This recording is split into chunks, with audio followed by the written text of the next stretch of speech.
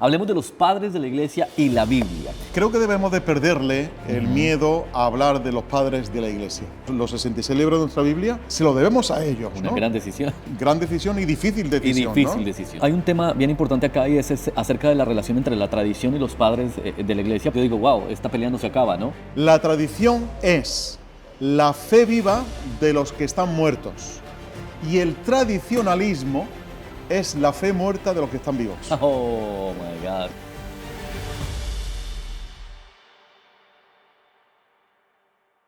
Queridos amigos, continuamos en este tercer episodio, en esta serie interesantísima acerca de la importancia de la Biblia con José María de Rus. Y en este episodio vamos a hablar, esto obviamente hay que irnos y dirigirnos un poco a las notas, porque son datos que tenemos que dar con exactitud. Y pues nosotros nos hemos preparado para que ustedes tengan de primera mano este conocimiento acá con mi querido amigo invitado, con amplio conocimiento en todo lo que tiene que ver con la Biblia. Hablemos de los padres de la iglesia y la Biblia. ¿Quiénes son los padres de la iglesia? Bueno, hablar de este término en el mundo evangélico nos pudiera parecer un poco extraño, ¿no? Porque no estamos acostumbrados a hablar de padres de la iglesia, ¿no? Sí. Parece un concepto un poco fuera de nuestro ámbito evangélico. Pero creo que debemos de perderle el miedo a hablar de los padres de la iglesia. Los padres de la iglesia eran un grupo de personas, se considera desde el siglo I hasta el siglo VI aproximadamente, aunque algunos autores lo extienden hasta el siglo XIII, pero básicamente son un grupo de personas que durante esos siglos se dedicaron a influenciar, permitirme un poco la distancia, ¿no? Claro. Lo que hoy llamaríamos un influencer, Sí, ¿no? al día de hoy. Al día de hoy, pero eran personas que por su conocimiento, por su capacidad de poder transmitir el mensaje bíblico, de enseñarlo, pues eran respetados, ¿no? Claro. Y se les llama padres porque en aquella época, en los siglos primeros, el padre era una persona que influenciaba a otras personas, Sí. que generaba conocimiento, pero al mismo tiempo sabía influenciar con su enseñanza y su vida a otras personas. Pero aparte de eso, Fabio, es importante entender que cuando, por ejemplo, Pablo se refiere a Onésimo en la carta de Filemón, le dice que lo engendró en sus prisiones, ¿no? Es decir, que ya el apóstol Pablo, de manera velada, está diciendo, yo he sido un padre para él, ¿no? Claro. Cuando le escribe a los Corintios ocurre exactamente igual, le dice que yo os he engendrado a vosotros, ¿no? Es decir, que tenemos que perder ese concepto, ¿no? O ese miedo al concepto de llamar a personas padres de la iglesia. No porque queramos venerarlos, Claro. no porque queramos exaltarlos a un lugar que no les corresponde, que ellos no lo buscaban en absoluto, pero sí entender que fueron personas que influenciaron el pensamiento de otras personas, ¿no? Y que con sus escritos, con su transmisión oral, en muchos casos también, pues supieron avanzar en a lo que hoy hemos llegado, Claro, como iglesia, ¿no? teniendo un rol importante en la historia de la iglesia. Exactamente, exactamente. Entonces, básicamente, el concepto de padres de la iglesia es este, ¿no?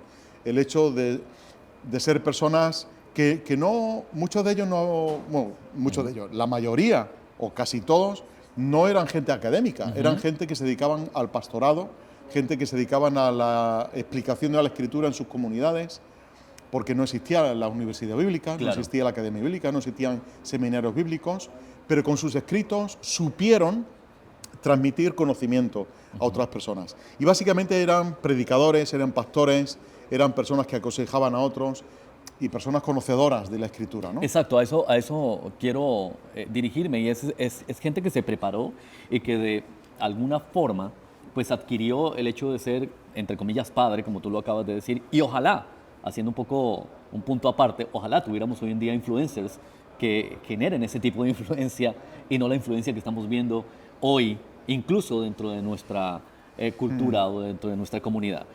Es importante también entender un poquito acerca de cómo ellos leían la Biblia, de cómo lo manejaban, de cuáles eran esos principios, entendiendo lo que nos explicas en el primer episodio, que si no te lo viste y te saltaste a este, yo te recomiendo que para que tengas un contexto, vayas al primer episodio y entiendas un poco acerca de cómo empezar a leer la Biblia. Pues ellos tenían una relación muy íntima con la Biblia. Tengamos en cuenta que era el único libro de texto que existía, no existían libros de teología, no existían comentarios bíblicos, nada más que los que originaban ellos mismos, ¿no? y entonces tenían una relación muy especial con la Biblia. Orígenes, que murió en el año 254 aproximadamente, decía que para leer la Biblia con provecho era necesario realizar un esfuerzo, decía él, un esfuerzo de atención, diciendo: debemos volver cada día de nuevo, como Rebeca, a la fuente de la Escritura. Okay. Y es necesario orar para poder comprender esas realidades divinas, ¿no? Es decir, ellos supieron interpretar la Escritura como fruto de su tiempo, ¿no? Con su conocimiento. Quizá hoy día, como hemos avanzado tantísimo a nivel de exégesis, a nivel de contexto, etcétera, etcétera, que ellos quizá no conocían demasiado, pero sí es verdad que ellos trabajaron el texto bíblico con profundidad, pero sobre todo, y esto es lo curioso, en un diálogo con el texto bíblico, y más, no tanto con la letra como tal, sino con el autor de la palabra de Dios, con Dios, ¿no? Es decir, que ellos mantenían ese diálogo con Dios para que Dios les iluminara para entender la Escritura, para poder enseñarla a otros, ¿no? Claro. Y digamos que esa sería una relación bonita, una relación especial que ellos mantenían con la propia Biblia, ¿no? Amaban mucho la Escritura, la enseñaban al pueblo, y ese conocimiento es sobre el cual hemos ido construyendo a lo largo del tiempo, ¿no? Ten en cuenta, por ejemplo, los credos de la Iglesia, que hoy día en muchas iglesias pues se siguen pronunciando, se originó en esa época, ¿no? El canon bíblico, que hoy tenemos, los 66 libros de nuestra Biblia, fue la obra de consenso, en un momento concreto de la historia, de consensuar qué libros iban a formar parte del canon bíblico. Wow, tremendo. Se lo debemos a ellos, Una ¿no? gran decisión. Claro, gran decisión y difícil decisión. Y difícil ¿no? decisión. Porque circulaban por aquella época muchos escritos que técnicamente se llaman pseudoepígrafos, ¿no? Ajá. Donde pues alguien escribía, ¿qué te digo?, un evangelio y le ponía Evangelio de Juan. ¿Cómo ¿no? se llaman? Repitámoslo. Pseudoepígrafos. Pseudoepígrafes. Exacto. Wow, interesante. Que eran nombres que usaban por tal de tomar cierta relevancia. Si ¿no? yo voy a la Real Academia de la Lengua, encuentro ese significado. Sí, seguro, Okay. lo vas a encontrar, pero te doy una definición muy sencilla. Ajá. Es que yo tomo el nombre de otra persona para avalar un escrito que yo acabo de hacer, ¿no? Oh. El Evangelio de Pedro, por ejemplo, ¿no? Sí. Alguien se dedica a escribir su relato del Evangelio y para darle cierta credibilidad dice, bueno, pues este es de Pedro, ¿no? Le da luz al autor.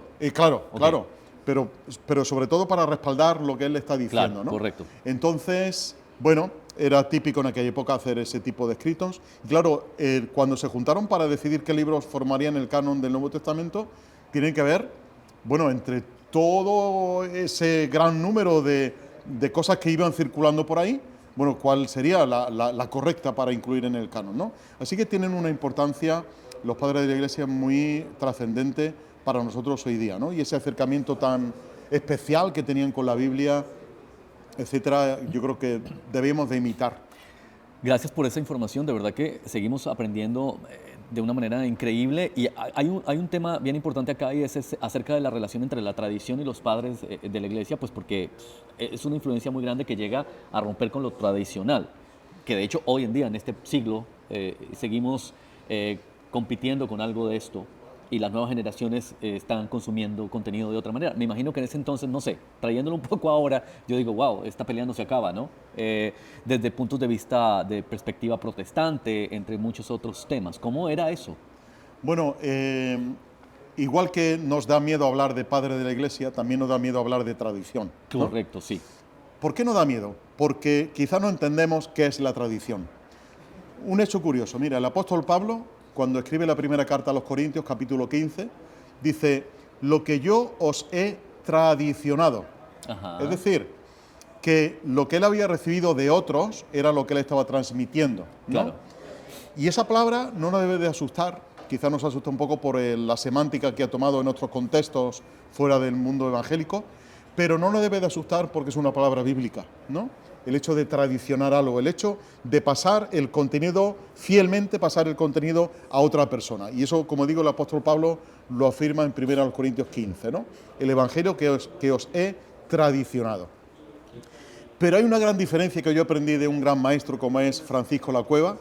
Aprendí de él lo siguiente, y él decía, la tradición es la fe viva de los que están muertos Y el tradicionalismo es la fe muerta de los que están vivos. Oh my God. Y eso es tremendo, ¿no? Esa gran diferencia. Wow. La tradición es la fe viva de los que están muertos. Ok. ¿no? Y es lo que debemos de respirar, Claro. es lo que debemos de vivir y tradicionar también a otros, ¿no? Y por eso creo que tenemos que perderle ese miedo a lo que es la tradición, ¿no? Claro, la época del siglo I, siglo II, III, hasta el siglo VI, tenían como fruto de su tiempo, como fruto de su época, pues ciertas maneras o matices de interpretar la escritura, ¿no? Sí. Por ejemplo, un caso clásico es cuando la parábola del buen samaritano, todos conocemos la parábola del buen samaritano, los padres de la iglesia la interpretaban de esta manera y decían, bueno, ¿quién es ese buen samaritano? Jesús. Claro. ¿Quiénes son esos que apalean al hombre que lo roban en el camino? Pues la religión, decían ellos, ¿no? La religión.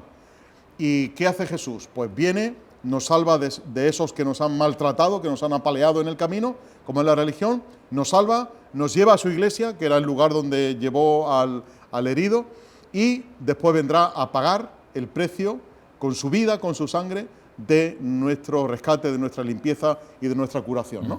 Claro, hoy día leemos nosotros eso y decimos, parece como que no acertaron mucho, ¿no? Pero no podemos criticarlos por una sencilla razón, porque como digo, eran hijos de su tiempo y su exégesis, su hermenéutica era hija de su tiempo también, claro, ¿no? Como fruto de su conocimiento. Hoy día, bueno, sabemos que debemos ser buenos samaritanos, de que debemos de ayudar al prójimo, etcétera, etcétera, ¿no? Pero toda esa manera de acercarse a la escritura, que hoy algunos la llaman de manera alegórica, sí, ¿no? Pues, claro, tenemos que saber también que en aquella época, pues la interpretación que se hacía de la lectura, por ejemplo, de escritos de Homero, claro, la Ilíada, la Odisea, pues siempre se le daba un sentido alegórico a todo aquello, ¿no? A la transmisión del mensaje que se quería dar. Pero, igual que hoy, pues nos centramos quizá más en un concepto o en una interpretación histórico, gramático, literaria de la escritura, ¿no? Que es un camino correcto, pero quizá hemos academizado demasiado eso y hemos desvestido de un acercamiento íntimo al texto bíblico y práctico del texto bíblico, y debemos de retomar también un poquito aquel acercamiento de la tipología, de la alegoría que los padres de la Iglesia usaban para recuperar el verdadero mensaje del Evangelio. Los padres de la Iglesia fueron disruptivos de alguna u otra manera, si los llamamos ahora en este momento de eso de la hermenéutica y el estilo que ellos tenían y alegórico, en términos generales y simples, ¿cómo podríamos entenderlos? ¿Cómo la Iglesia podría entender esa relación de la palabra, de la interpretación, del estilo de la hermenéutica y de ese sentido alegórico que le daban a la palabra? Bueno, ¿cuál sería la manera sencilla y simple de entenderlo? Claro, ten en cuenta que su acercamiento a la Biblia, pues lo habían aprendido así, de hacerlo con obras clásicas de Homero, como yo te comentaba, ¿no? Claro. Okay. Entonces, al haber aprendido ellos un método así, decidieron aplicarlo al texto bíblico. Pero es muy curioso lo siguiente. Pero hoy en día lo vemos. Sí, hoy día lo vemos, pero abusamos de él. Oh, ya entiendo. Okay. ¿Entiendes? A eso quería llegar. Abusamos de la interpretación alegórica. Sí. Mira, yo veo elefantes entrando a iglesias y un montón de cosas. Sí. Y entran y lían como un jaleo como en una cacharrería, ¿no? Y están muy de moda las puertas también y un montón de cosas. Pero bueno. Pero ellos trabajaron un concepto que me parece sumamente interesante y que creo que es el que debemos de recuperar, y es el concepto de tipología. Ok. La tipología básicamente consiste en entender que Dios actuó en la antigüedad de una manera concreta, pero que esa manera tan concreta apuntaba hacia un objetivo único, y era Jesús. Por ejemplo, cuando Pablo usa mucho la tipología, y Pablo en 1 Corintios capítulo 10 dice, hablando de toda la historia del pueblo de Israel, hablando de todo lo que les había acontecido, de cómo vagaron por el desierto, de cómo llegaron a la tierra prometida, él dice, recordamos todos aquel momento en el que el pueblo de Israel llevaba delante la nube, llevaba por encima la nube, llevaba también el fuego, ¿no? Y cuando se acercan y beben de la roca que tenían que beber, y Moisés hace aquel milagro, dice Pablo, que aquella roca que le seguía era Cristo. Claro, hoy día tú te paras y dices, pero ¿cómo Pablo pudo decir que aquella roca era Cristo, no? ¿De dónde se ha sacado Pablo eso?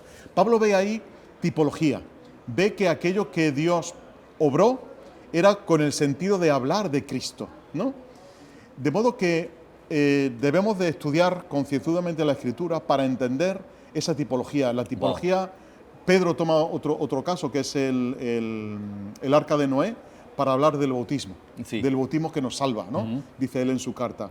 De modo que los padres de la Iglesia nos enseñan precisamente a ver este concepto de la tipología, de ver cómo la historia antigua tenía un objetivo común y era hablar de Cristo. Sí. Y te digo por qué, y creo que esto es un punto muy importante, porque estamos centrando la Escritura en nosotros, y la Escritura no está centrada en nosotros, la Escritura está centrada en Cristo. Lo vemos en el primer capítulo, ¿no? Todo lo que las Escrituras dicen acerca de mí, ¿no? Es decir, que todo se resume en que todo apuntaba a Cristo, claro, ¿no? Hacia la obra de Cristo, que después, indudablemente, va a repercutir en nuestra vida, ¿no? Nos va a cambiar de tal manera que la obra de Cristo, sin la obra de Cristo no seríamos nada, ¿no? Sí. Pero ese concepto es importante, que retomemos que toda la Escritura apuntaba hacia Cristo, ¿no? De hecho, cuando estos dos de Emaús, Jesús está con ellos, dice que comenzando desde la ley, los profetas y los escritos, esa cuádruple división que tenían los judíos de las Escrituras, dice que les habló acerca de él, de cómo todo apuntaba hacia Cristo. Un ejemplo clásico que se habla siempre con la tipología es Isaías capítulo 53. Okay. ¿No? Un capítulo muy interesante, muy importante. En 2 minutos quiero explicarlo. Isaías capítulo 53. Hoy día leemos el capítulo y entendemos perfectamente que no, esto habla del siervo de Jehová, que es Cristo. Pero ¿cómo hemos llegado a esa conclusión, no? Muy sencillo. En primer lugar, Felipe con el eunuco etíope. Todos conocemos perfectamente la historia, ¿no?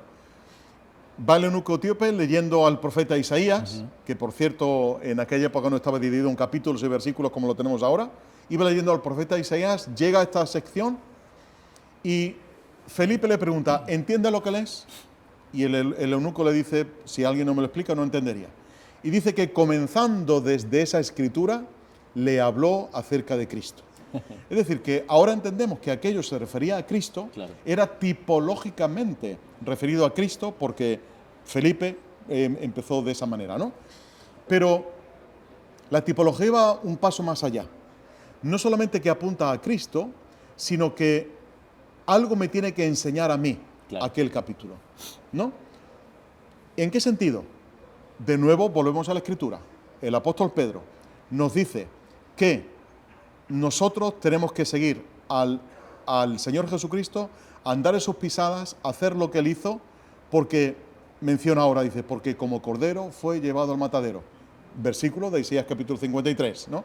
Es decir, que Él toma ese capítulo 53, lo aplica a Cristo y dice, pero un momento, no nos quedamos aquí, hay algo más. Y ese algo más es que yo, como seguidor de Cristo, tengo que imitar a Cristo como Él anduvo, ¿no? Claro. Y hacer lo que Él hizo. De modo que la tipología se mueve en este campo, ¿no? En ver cómo actuó Dios en el pasado, cómo puede eso aplicarse a Cristo y, en segundo lugar, cómo yo me puedo beneficiar del ejemplo de Cristo, claro, como fuente tipológica primera, y yo beneficiarme de esa interpretación de la tipología, ¿no? Esto es un campo maravillosísimo, ¿no? De verlo. Y además es un hilo conductor, wow, que es coherente, ¿no? Sí, es absolutamente. Muy coherente.